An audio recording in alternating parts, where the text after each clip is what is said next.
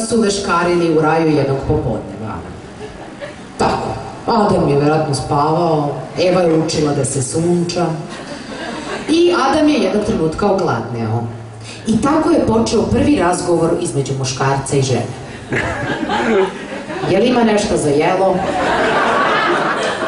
Pa pun raj voća izbiše ti oči. A gde? Pa na drveću. Ne znam ja gde ti držiš drvo.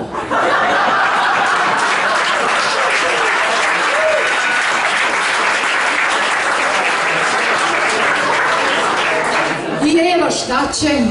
Ustane da ubere nešto za jelo. Mislim, kad se udaš za tipa koje je goko pištolj, onda idi pa beri. I sad moja pretpostavka, jer kao, znaš, znamo da je u tom vrtu koji se zove raj, mislim malo tako ko neki restoran na moru, albanski, znamo da je bilo i drugog voća osim te čuvene jabuke i nije žena luda da prekrši jedno jedino pravilo. Ne, Evu pozove zmija i Eva joj dade ime Komšinica.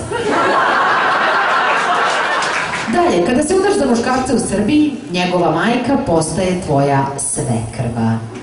Iako te je do tada volela, od tog trenutka ona mora da počne da te mrzi.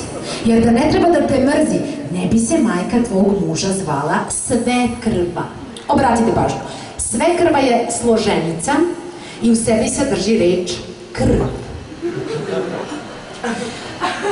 Iza svekrve pojavljuje se zaova, a ti njima dođeš snaja.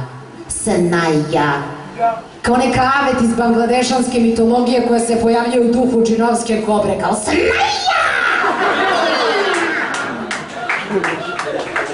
I još kad svrati Komšinica zmija, svi jakači apokalipse su na broju.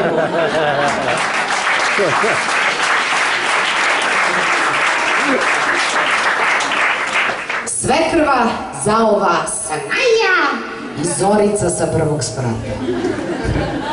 Hvala vam, drage moji, to je sve za večeras, pa družit ćemo se opet u divnom dobu.